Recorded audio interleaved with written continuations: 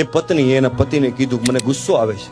અને હસબન્ડે એમ કીધું કે અડધી કલાક ખાઈ હું હાર્ડવેરમાં જઈને આવું. હાર્ડવેરમાં જઈ 1 કિલોની ખીલીની ઠેલી લઈ આવ્યો અને ઠેલી એને આપી. હવે તને જ્યારે પણ ગુસ્સો આવે ને એટલે ખીલીને હથોડી પાછળ આપણે વાડો છે ને દિવાલ છે ને ત્યાં જઈ અને તને જેટલો ગુસ્સો આવે ને એ વાડાની અંદર દિવાલમાં ખીલી મારવાની.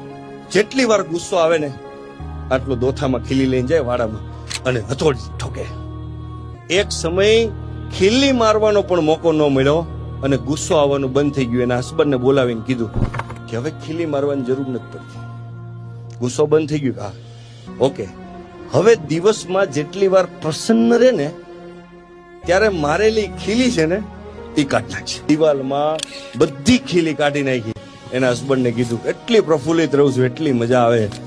પછી એનો હસબન્ડ એના ખંભે હાથ મૂકીને વાડામાં લઈ ગયો અને બતાવ્યું ખીલી તે મારી. હા કાઢી નાખી. હા આ દિવાલની અંદર જે છેદ પડ્યા આને બુરી દે. એ કે ઈ નો બુરાય. વાત જ ઈ છે, તમારું મન ને ભાવ ગમે એટલો ચોખ્ખો હોય, વાણીને વર્તન જ્યારે ખરાબ હોય છે ને ત્યારે એના દ્વારા મોઢામાંથી જે શબ્દો નીકળ્યા હોય ને સામેવાળાના દિલને ચીરી નાખે છે. એ સોરી કહેવાથી નથી બુરાતા.